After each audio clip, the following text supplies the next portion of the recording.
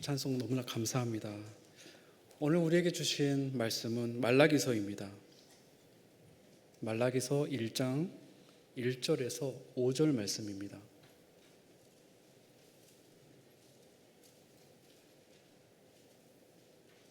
말라기 1장 1절에서 5절 말씀 같이 합독하도록 하시겠습니다. 여호와께서 말라기를 통하여 이스라엘에게 말씀하신 경고라. 여호와께서 이르시되 내가 너희를 사랑하였노라 하나 너희는 이르기를 주께서 어떻게 우리를 사랑하셨나이까 하는도다. 나 여호와가 말하노라. 에서는 야곱의 형이 아니냐. 그러나 내가 야곱을 사랑하였고 에서는 미워하였으며 그의 산들을 황폐하게 하였고 그의 산업을 광야의 이리들에게 넘겼느니라. 에돔은 말하기를 우리가 무너뜨림을 당하였으나 황폐된 곳을 다시 쌓으리라 하거니와 나 만군의 여호와는 이르노라. 그들은 싸울지라도 나는 헐리라. 사람들이 그들을 일컬어 악한 지역이라 할 것이요 여호와의 영원한 진노를 받은 백성이라 할 것이며 너희는 눈으로 보고 이르기를 여호와께서는 이스라엘 지역 밖에서도 크시다 하리라. 아멘. 말라기서는 세 차례에 걸친 바벨론 포로 귀환이 모두 끝나고 무너졌던 예루살렘 성전과 성벽이 모두 재건된 후에 작성된 예언서입니다. 대략 BC 432년경 오랜 포로 생활에서 귀환해서 성전과 성벽 공사를 끝내고 앞서 선지자들이 예언을 했던 그 메시아를 기다리던 시기였었습니다. 그러나 우리는 역사를 통해서 알 수 있듯이 그 시기로부터 약 400년이 더 지난 후에야 메시아이신 예수 그리스도가 오신다는 것을 알고 있습니다. 하지만 당시로서는 알 수가 없었겠죠. 포로에서 귀환하여 재건된 예루살렘을 보면서 이사야, 학개, 스가랴 등 앞선 선지자들이 오시리라 선포했었던 그 메시아를 기다리면서 새 이스라엘의 영광을 꿈꾸는 것입니다. 그러나 자신들의 세대가 지나가도 오시지가 않습니다. 그럼 당시 이스라엘의 현실은 어떠했을까요? 살아갈 형편이 좀 좋아졌으면 기다릴 법도 했을 것입니다. 그러나 현실은 여전히 식민지로서 바사 제국에 세금을 바쳐야 했고 말라기 1장 13절에서 엿볼 수 있듯이 병충해와 가뭄으로 농경지는 늘 황폐했습니다. 이스라엘을 다시 일으키기 위해서 그동안 정착했던 바사 제국을 떠나 이 귀환했다는 그 이스라엘 백성들의 긍지가 점점 희미해져 갑니다. 신앙적으로 회의감에 빠지는 백성들이 늘어가기 시작합니다. 여호와 하나님을 섬기는 제사가 점점 형식적이 되어가고 신앙 공동체가 어느덧 현실적인 만족과 안위를 쫓아가게 됩니다. 하나님의 선민으로서의 그 정체성을 점점 잃어가는 것이죠. 세상의 물결을 거슬러 올라갈 힘이 있어야 하는데 더 이상 그 힘을 잃어버린 것입니다. 시대정신이란 단어가 있습니다. 한 시대를 나타내는 정신적인 어떤 동향을 가리킵니다. 제가 청년 때 한 목사님이 하셨던 말씀이 떠오릅니다. 시대정신과 결혼한 사람은 반드시 호라비가 된다. 왜냐하면 시대정신은 매번 바뀌기 때문입니다. 자본주의, 개인주의, 물량주의, 욜로, 딩크, 다양한 시대정신들이 바뀌며 변해 갑니다. 우리가 빛의 자녀로서 정체성을 지킬 힘을 잃는다면 세상의 물살에 흘러내려갈 것입니다. 죽은 물고기가 떠내려갈 수밖에 없듯이 말이죠. 오늘 말라기서는 예수님이 오시기 전 BC 400년대에 오랜 기다림과 고난 속에서 영적으로 침체되고 있던 이스라엘 백성들을 향해 외쳤던 말씀이며 지금 시대를 살아가는 우리들에게도 주시는 말씀이 됩니다. 그 메시지들을 함께 나누고자 합니다. 먼저 주님의 자녀로 택함받은 우리는 하나님의 무조건적인 사랑이라는 말로 표현할 수 없는 은혜 가운데 있다는 것입니다. 비록 우리의 현실은 그렇게 보이지 않는다 하더라도 말이죠. 70년 만에 다시 예루살렘으로 돌아와서 무너졌던 성전이 다시 재건되는 모습을 보았을 때 이스라엘 백성들은 너무나도 감격했습니다. 어린 자녀들로부터 시작해서 나이 많은 노인에 이르기까지 큰 기쁨과 감격, 찬양과 눈물이 있었습니다. 그러나 현실은 여전히 주변 민족들로부터 위협이 있었고 농경지는 황폐했습니다. 설상가상으로 빈번한 가뭄과 병충해로 인해서 비참한 삶이 지속되었습니다.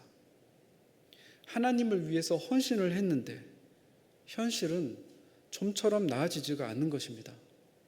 나라가 속히 일어나서 부강해지면 좋겠지만 그럴 기미조차 보이지 않는 것입니다. 점점 하나님에 대한 사랑에 대해 의구심이 들고 이제는 반항심마저 들게 되었습니다. 오늘 본문 2절 말씀을 제가 다시 한번 읽어보겠습니다. 여호와께서 이르시되 내가 너희를 사랑하였노라 하나 너희는 이르기를 주께서 어떻게 우리를 사랑하셨나이까 하는도다. 나 여호와가 말하노라 에서는 야곱의 형이 아니냐 그러나 내가 야곱을 사랑하였고. 본문 2절을 보면 점점 영적으로 회의감에 빠져가는 그들을 바라보시면서 하나님께서 먼저 사랑을 고백하시는 장면이 나옵니다. 충분히 그들의 영적인 퇴보를 질책할 수도 있는 상황임에도 불구하고 먼저 사랑의 마음으로 다가가시는 것입니다. 우리가 자녀들의 잘못된 행동들을 볼 때 부모로서 자녀를 훈육하게 되는데요. 먼저 그때 자녀에게 사랑을 표현하면서 자녀를 보듬어 안는다는 것이 이게 좀 생각보다 쉽지 않다는 것을 아실 것입니다. 오히려 그 화로 인해서 감정을 이렇게 추스려야 하는 상태가 쉽게 되는 것 같습니다. 근데 오늘 본문 1절에서 하나님께서는 이스라엘을 향한 경고라 하시면서도 그들을 향해 사랑의 마음을 보여주시는 것입니다. 이에 대해서 이스라엘 백성들은 어떻게 반응했는지요? 2절을 다시 보시면 너희는 이르기를 주께서 어떻게 우리를 사랑하셨나이까? 라고 대답을 합니다. 예루살렘의 부흥을 꿈꾸며 귀환한 후에 숱한 방해와 어려움 속에서도 에스라와 느헤미야의 지도 아래서 성전과 성벽을 재건하는 데 온 힘을 쏟아 부었습니다. 또한 율법과 말씀을 통해서 영적 회복 역시 열심히 꿈꾸었습니다. 그렇게 1차 포로 귀환 후에 어느덧 100년이라는 시간이 지나갔음에도 불구하고 정치적으로는 여전히 불안하며 경제적인 어려움은 말할 필요도 없이 너무나 어려운 상황인 것입니다. 만약 우리라면 어떻게 했을까요? 우리는 굳센 믿음을 끝까지 붙잡았을까요? 이사야, 학개, 스가랴 등 선지자들이 앞서 무엇이라고 예언을 했는지 잠깐 살펴보려고 합니다. 학개 2장 7절에서 9절 말씀 제가 빨리 읽도록 하겠습니다. 또한 모든 나라를 진동시킬 것이며 모든 나라의 보배가 이르리니 내가 이 성전에 영광이 충만하게 하리라. 만군의 여호와의 말이니라. 은도 내 것이요 금도 내 것이니라. 만군의 여호와의 말이니라. 이 성전의 나중 영광이 이전 영광보다 크리라. 만군의 여호와의 말이니라. 내가 이곳에 평강을 주리라. 만군의 여호와의 말이니라. 또 스가랴 9장 9절 16절에서 17절 말씀, 스가랴 선지자는 어떻게 말씀했는지 제가 속히 읽어보도록 하겠습니다. 시온에 따라 크게 기뻐할지로다. 예루살렘에 따라 즐거이 부를지어다. 보라, 내 왕이 내게 임하시니 그는 공의로우시며 구원을 베푸시며 겸손하여 나귀를 타시나니 나귀의 작은 것 곧 나귀 새끼니라. 이날에 그들의 하나님 여호와께서 그들을 자기 백성의 양떼같이 구원하시리니 그들이 왕관의 보석같이 여호와의 땅에 빛나리로다. 그의 형통함과 그의 아름다움이 어찌 그리 큰지 곡식은 청년을 새 포도주는 처녀를 강건하게 하리라. 하나님께서 선지자들을 통해 말씀하시는 것들을 보면 장차 공의로운 왕국, 메시아 왕국이 와서 이전보다 더 큰 영광 가운데서 그들에게 평강을 주며 그들을 보석같이 빛나게 해주신다고 말씀하십니다. 그러나 현실은 100년이 지나가도록 식민지 상황과 기근이었던 것입니다. 하나님께서 내가 너희를 사랑하였노라 하시지만 백성들은 주께서 어떻게 우리를 사랑하셨나이까? 라고 합니다. 자녀를 사랑하는 부모 앞에서 자식이 부모에게 나를 어떻게 사랑했냐고 묻는 것이죠. 현실적인 문제가 완전히 해결되어야지만 하나님께서 우리를 사랑하신다는 것이 증명이 될까요? 하나님께서는 우리에게 무엇을 알려주시기를 원하셨던 것일까요? 하나님께서 진정 우리에게 전하시고자 하는 메시지가 무엇인지 고민해보게 됩니다. 시리에 빠져 있는 이스라엘 백성에게 하나님께서는 다음과 같이 말씀하십니다. 2절 후반부와 3절 상반부를 보시면 나 여호와가 말하노라 에서는 야곱의 형이 아니냐 그러나 내가 야곱을 사랑하였고 에서는 미워하였으며 라고 말씀하십니다. 당장 듣기에는 전혀 상관없는 답변처럼 들리기도 합니다. 타이타닉이라는 영화가 있습니다. 많은 분들이 보셨으리라 생각합니다. 당대 최고의 기술력을 동원하여 만든 결코 가라앉지 않는다고 자부하였던 호화 여객선이었습니다.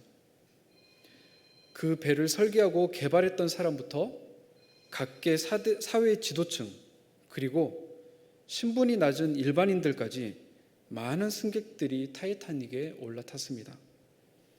그리고 그 안에서는 여러 파티들이 벌어집니다. 그러나 그 배의 결말은 어떻게 되었는지요? 북극해 빙산과 충돌해서 3,800m 해저로 가라앉았습니다. 수면 아래로 모습을 감춘 배가 바닥까지 도달하는 시간은 불과 5분에서 6분이라고 합니다. 따라서 타이타닉이 완전히 수면 아래로 들어가기 전까지 어떻게 해서든지 구명보트에 올라타야 하는 것입니다. 그런데 이제 모든 구명보트들이 타이타닉을 떠나버렸는데 가만히 살펴보니까 텅 빈 객실들을 여기저기 돌아다니면서 서랍 속에 금목걸이, 다이아몬드 반지를 챙기면서 기뻐하는 사람이 있다면 구명보트에 탄 사람들에게는 어떻게 보였을까요? 마태복음 6장 24절을 우리 함께 읽어보도록 하겠습니다. 한 사람이 두 주인을 섬기지 못할 것이니 혹 이를 미워하고 저를 사랑하거나 혹 이를 중히 여기고 저를 경히 여김이라. 너희가 하나님과 재물을 겸하여 섬기지 못하느니라. 아멘. 성경에서 하나님께서는 특히 이 재물을 경계하시면서 자주 말씀하셨습니다. 부자 청년에게도 말씀하셨고요. 방금 읽은 말씀에서도 하나님께서는 하나님과 재물을 함께 섬길 수 없다고 단호하게 말씀하십니다. 이 재물은 하나님을 향한 우리의 마음을 훔칠 정도로 강력한 요소라는 것입니다. 성경 언어에 최대한 충실하게 번역했다는 킴 제임스 성경은 이 재물이라는 용어 대신에 맘몬이라는 단어를 사용합니다. 맘몬이 무엇인지요? 부와 탐욕, 재물의 신 이름입니다. 하나님과 이 만몬은 결코 같이 섬길 수 없다는 것입니다. 그런데 어린 아이들로부터 시작해서 성인에 이르기까지 우리 안에 만몬신의 영향이 얼마나 많이 스며들어 있는지 모르겠습니다. 저 역시 여전히 이 만몬과 싸우고 있다는 생각이 듭니다. 우리가 기뻐하며 감사하고 행복과 평안을 누리게 되는 많은 판단의 기준들이 현세적인 풍요에 기반하고 있다는 것을 보게 됩니다. 때론 그것들에게 있어서 결핍을 느끼게 되면 당장의 얼굴 표정에도 나타나는 것 같습니다. 숨기기가 어려운 요소인 것 같습니다. 그래서 감사와 찬송을 늘 잃지 않게 해달라고 순간순간 기도하기도 합니다. 가라앉는 타이타닉 같이 당장 생사를 결정짓는 순간이라면 그깟 금목걸이 하나 없어도 다이아몬드 반지 하나 없어도 구명보트로 달려갔을 것입니다. 찬 겨울바람이 대수가 아닙니다. 비좁은 구명보트 한 자리라도 있다면 감사했을 것입니다. 살아남았다라는 것만으로도 감사하면서 서로 응원하며 구조대를 기다렸을 것입니다. 실제로 4시간 반 만에 타이타닉에서 벗어난 구명보트에 타 있었던 사람들은 모두 구조를 받았습니다. 그런데 만약 그 구조를 기다리던 기간이 1년이 되고 10년이 되고 100년이 된다면 어떻게 될까요? 현실적인 문제들이 드러나게 될 것입니다. 현실의 안정이 점점 중요한 요소가 되고 그 잠깐의 삶이라 할지라도 풍요 안정이 중요한 비중을 차지하게 될 것입니다. 만몬신의 영향이 더욱 커지는 것이죠.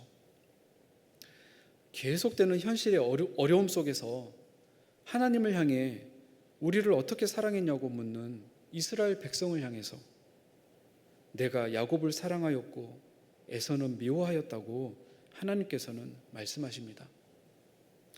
2절 후반부에 보시면 나 여호와가 말하노라 에서는 야곱의 형이 아니냐라고 말씀하십니다. 당시 이스라엘 관습을 쫓으면 누구도 부정할 수 없듯이 장자인 에서를 선택해야 했습니다. 그래서 에서를 사랑해야 했던 것이지요. 그런데 하나님께서는 주권적으로 야곱을 사랑하셨다는 것입니다. 아무 조건 없이 너를 택해서 자격이 없고 바다 깊은 곳에서 죽을 수밖에 없던 너를 건져내서 생명 보트에 오르게 하셨다는 것입니다. 이 무조건적인 사랑에 대해서 이것이 얼마나 소중한지 다시 한번 돌아보면 좋겠습니다. 내가 한 것은 아무것도 없는데 심지어 괴수 중에 괴수, 죄인 중에 죄인인 나를 그럼에도 불구하고 내가 너의 죄를 기억하지 아니하며 너를 사랑해 주겠다라고 하시는 것입니다. 이보다 더 큰 사랑이 어디에 있겠는지요. 그런데 우리는 하나님 앞에 너무나 많은 조건들을 내겁니다. 이것 해달라, 저것 해달라. 안 들어주시면 기도의 자리를 떠납니다. 예배의 자리에 나오지 않습니다. 우리는 정말 하나님 한 분만으로 만족할 수 있을까요? 오늘 두 번째로 살펴보게 되는 것이 바로 이 물음입니다. 저 자신부터 나는 정말 하나님 한 분만으로 만족하고 있나 되묻게 됩니다. 우리의 삶의 여정이 이 과정 가운데 있다는 생각이 듭니다. 미래의 꿈의 좌절, 더딘 기도 제목의 응답, 지속되는 고난들 속에서도 하나님을 찬양하고 하나님을 바라보는 것, 하나님이 나의 기업이 되시고 나의 상급 되심에 감사하는 마음을 추구하는 것입니다. 그런데 온 우주 만물을 창조하신 하나님께서 정말 우리에게 주실 수 있는 것이 고난뿐일까요? 상급은 없는 것일까요? 하나님께서 아무 자격 없는 야곱을 택하시고 사랑하신 것에는 언약 백성으로서 하나님 나라를 상속받는 영광이 포함되어 있습니다. 실로 놀라운 상급인 것입니다. 우리 눈은 당장 현실에만 치중되어 있어서 장차 다가올 영원한 생명, 그 영광의 자리가 얼마나 큰지를 실감하지 못하고 있습니다. 우리를 택하셨다는 그 사랑이 얼마나 큰지, 그 영광이 얼마나 큰 영광인지를 실감한다면 지금 받고 있는 고난이 비록 끝이 안 보인다 하더라도 하나님 앞에 어떻게 우리를 사랑하셨냐고 이런 실언은 하지 않았을 것입니다. 하나님의 특별한 은혜로 하나님 나라 3층천까지 보고 온 사도 바울이 한 고백이 있습니다. 로마서 8장 18절을 보시면 생각하건대 현재의 고난은 장차 우리에게 나타날 영광과 비교할 수 없도다. 사도 바울만큼 40의 하나 가만매와 돌팔매질을 당한 것과 죽을 위험을 당했던 사도는 없었을 것입니다. 그럼에도 그는 단 한순간도 하나님께 원망하지 않았습니다. 지하 감옥에서도 기도와 찬송으로 그 어두운 감옥을 채웠습니다. 하나님 앞에 괴수 중에 괴수였던 자신을 죽음에서 건져주신 그 은혜만으로 그는 하나님 앞에서 모든 일에 감사와 충성으로 나아갔습니다. 그런 그에게 하나님께서 특별한 은혜로 하나님 나라의 3층천을 보여주신 것입니다. 장차 그에게 다가올 영광을 바라보니 그가 받은 고난들은 감히 이야기할 수조차 없었습니다. 히브리서 11장 6절 말씀 함께 읽어보도록 하겠습니다. 믿음이 없이는 하나님을 기쁘시게 하지 못하나니 하나님께 나아가는 자는 반드시 그가 계신 것과 또한 그가 자기를 찾는 자들에게 상 주시는 이심을 믿어야 할지니라 라고 말씀하십니다. 어떤 순간이 있다 하더라도 하나님께서는 우리의 믿음을 보기를 원하시는 것 같습니다. 믿음이 없으면 하나님을 기쁘시게 할 수 없기 때문입니다. 먼저는 하나님께서 계신 것을 믿어야겠죠. 창조주 하나님께서 언제 어디나 계시며 그 하나님께서 나와 항상 동행하신다는 믿음입니다. 우리가 사람이 사람을 만나서 결혼할 때도 자기 자신만으로 기뻐할 수 있는 사람을 되도록 찾으려고 합니다. 물질적인 그 풍요의 신, 만문신이 아무리 세상을 장악하고 있다고 하더라도 말이죠. 자기가 가지고 있는 재산, 지위, 명예 이런 조건들을 보고 만나려는 사람은 언젠가 그 조건들이 사라지게 되면 떠날 수도 있기 때문입니다. 하나님은 반드시 상 주시는 이심을 믿어야 한다고 말씀하셨습니다. 그리고 창세기 15장 1절에 보면 내가 너의 지극히 큰 상급이라 알려주십니다. 하나님 자신이 그 상급이라는 말씀입니다. 사실 그러면 요즘 말로 그냥 끝인 것이죠. 하나님은 우리가 하나님을 통해 다른 무언가가 아니라 하나님 자기 자신을 찾기를 원하십니다. 만물이 그에게서 나오며 만물이 그에게 다시 돌아가기 때문입니다. 돌아온 탕자를 바라보면서 장남이 투덜거릴 때 그 아버지가 장자에게 했던 말이 떠오릅니다. 너는 항상 나와 함께 있으니 내 것이 다 내 것이로되. 하나님께서 내가 너의 지극히 큰 상급이라고 말씀하십니다. 이는 우리가 하나님 나라를 잇는 상속자라는 것입니다. 그래서 하나님께서는 나를 어떻게 사랑하셨느냐라는 질문에 내가 에서를 미워하고 야곱을 사랑하였다고 말씀하셨습니다. 우리가 이 땅을 살아가는 목적이 무엇일까 다시금 생각해 보게 됩니다. 이것이 오늘 마지막으로 살펴보고자 하는 부분입니다. 안개와 같은 이 땅에서 우리가 추구하는 것은 무엇인지요? 하나님께서는 분명 우리에게 길을 알려주셨습니다. 우리가 얻을 수 있는 가장 큰 상이 무엇인지 알려주셨습니다. 하나님 한 분만으로 먼저 만족하는 것입니다. 마태복음 6장 33절 함께 읽어보도록 하겠습니다. 그런즉 너희는 먼저 그의 나라와 그의 의를 구하라. 그리하면 이 모든 것을 너희에게 더하시리라. 일평생 움켜쥐려고 했던 인물이 있습니다. 야곱이지요. 그는 태어날 때부터 남의 것을 움켜쥐려고 했던 사람이었습니다. 일평생 남의 것을 빼앗으려 하다가 결국 모든 것을 잃게 되는 그 연단의 삶의 과정을 밟게 됩니다. 그가 가장 사랑했던 아들 요셉을 잃는 슬픔 가운데 살았으며, 그가 너무도 사랑했던 라헬은 요셉의 동생 베냐민을 낳고 그 출산의 고통으로 세상을 떠났습니다. 그렇게 얻은 요셉의 동생 베냐민도 결국 애굽으로 볼모로 보내야 하는 슬픔을 겪습니다. 그리고 본인 자신도 기근으로 모든 것을 잃은 채 더 이상 견디지 못해 애굽 왕 앞에 나아갑니다. 그리고 내가 험악한 세월을 보내었나이다 라는 고백을 합니다.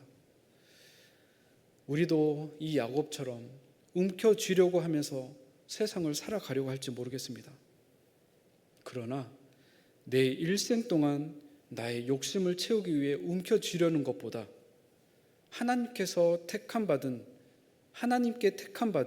그 사랑 하나가 비교도 할 수 없을 만큼 큰 축복이며 큰 영광임을 보게 됩니다. 그렇다면 하나님의 선택과 사랑에서 벗어난 자들은 어떻게 될까요? 그들의 결말은 더 나을까요? 결코 그렇지 않다는 것을 다음 절에서 말씀해 주십니다. 본문 4절을 보시면 에돔은 말하기를 우리가 무너뜨림을 당하였으나 황폐된 곳을 다시 쌓으리라 하거니와 나 만군의 여호와는 이르노라 그들은 싸울지라도 나는 헐리라 라고 말씀하십니다. 다른 곳을 살펴볼 필요도 없이 이스라엘 바로 옆에 있는 에돔 족속을 보라는 것입니다. 에서의 후손으로 형제 국가였음에도 불구하고 바벨론 편에 서서 남유다를 공격하고 남유다의 멸망을 원했던 그들을 하나님께서 어떻게 심판하셨는지를 보라 말씀하십니다. 그들 역시 바벨론에 의해 멸망당했습니다. 점령당했습니다. 그리고 어떻게 되었는지요? 그 뒤로 그들은 다시 일어서려고 노력을 했지만 계속해서 쇠락해서 결국은 영원히 사라지게 됩니다. 그들은 다시 싸울지라도 하나님께서 헐리라, 이 말씀이 성취된 것입니다. 하나님의 선택과 사랑을 받지 못한 자들에게는 어떠한 소망도 없습니다. 그에 반해서 하나님께 택함받은 야곱 족속은 어떻게 되었는지요? 포로기 동안에도 불임절을 통해 볼 수 있듯이 하나님의 보호하심이 있었습니다. 또한 예루살렘으로 다시 돌아와서 성전과 성벽을 재건하게 해주신 것입니다.